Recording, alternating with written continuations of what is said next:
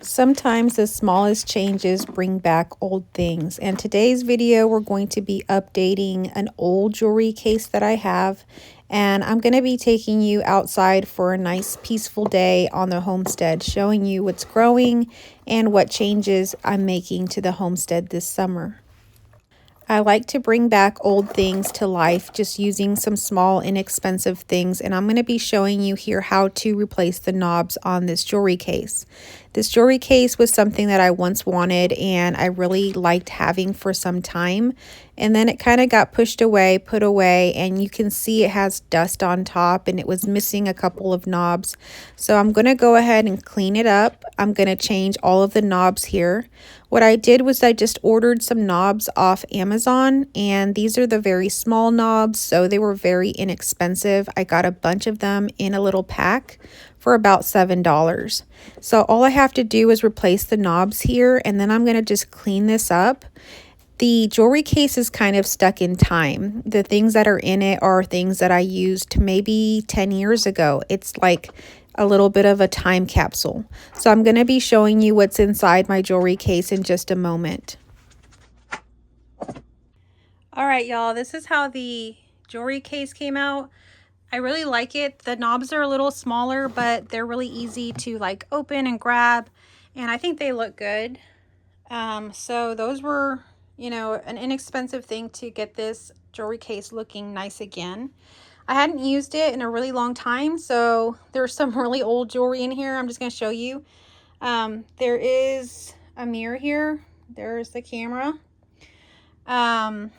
These earrings are pretty old. I actually never used them, it looks like. These are like 2016. They say 2016 is coming back. This is like an old kind of vintage necklace. I have worn this before. These are just like kind of fun to wear like for 80s style or something like that. These are some earrings I used to sell. These leather earrings. These are interesting. It looks like I never wore those. This was something that my daughter got from her grandmother. So this one's a fake drawer. And then here's this one.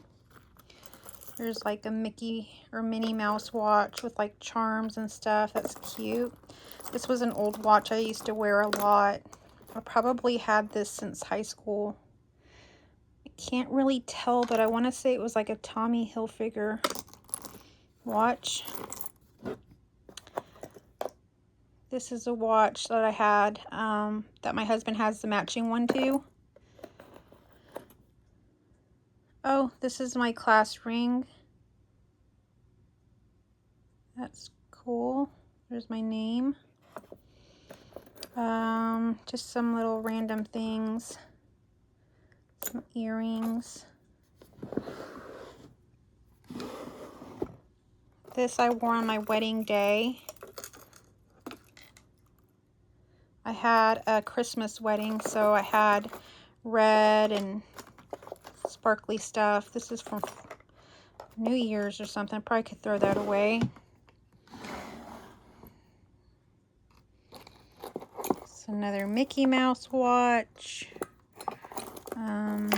Just some random jewelry. This is just some random stuff. I don't see anything that interesting. This is a nice necklace. Might take that out and wear it. I don't know if y'all remember these kind of rings. You can change out the center stone. It's pretty neat. These are some pearls my husband got me on a cruise. They're pretty cool. So I don't really have like a lot of stuff in here, but there's a few little things in here. This is very 2000 style. Anyhow, I just wanted to show you what all was in here before I clean it out, but there's not a whole lot. But anyhow, this is how it turned out. I'm going to start using it here soon, and I'm pretty happy with how it turned out. I just kind of wiped it down. I don't know. Looks kind of shiny there. So that is an easy little fix. Let's go outside and spend some time in the yard.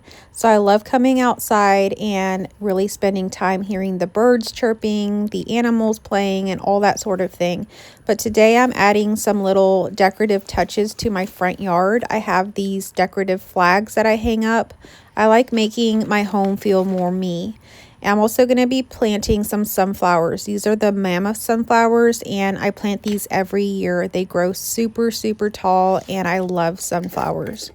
So the other thing I want to do is I want to fill my hummingbird feeders and put those out. So I've done that, and I'm going to go ahead and take those outside as well. I have a small feeder out by my office, and that's this little mason jar one, and then I have a bigger one out front. The hummingbirds have arrived here in Texas, and I'm already seeing them, so it's time to feed them. I like to make my own hummingbird food, and I've shared that recipe here on this channel. I will link it down below in the comments if you'd like to check that out. This is way better than buying the red dye food that I bought for years. So let me know down below if you have hummingbirds where you live. We have them here, and there's lots of them once they arrive. So they always bring a smile to my face. Now we're going to go ahead and plant some raspberry bushes. I'm going to go ahead and start this in a pot, and then I'm going to water them. I've been adding some new plants to my front yard. The raspberry bush is one of them. I've also added a tomato plant, and I've added a blueberry bush. So the raspberry is going to go in here for now. I planted one a couple years ago and I lost it. I can't figure out where it went. So I want to start it in this pot, get it a little bit bigger, and then decide if I want to plant it in the earth or what do I want to do. I just want to have a little more control of its growth, because the last time I planted one, I don't know where it went with all of the other blackberry bushes and things that grow wild here in Texas. So I'm just going to water it here and take care of it for the time being. Let me know down below, how are you doing with your planting season? Are you planting a garden this year? Are you adding new plants or herbs? Let me know in the comments section. Usually we always do a huge vegetable garden, but this will be the first time in about 10 years that we are not doing one. So I went ahead and purchased like a little tomato plant from Walmart. These are Roma tomatoes, and there's lots of tomatoes all over it. I've already harvested about 4 of them.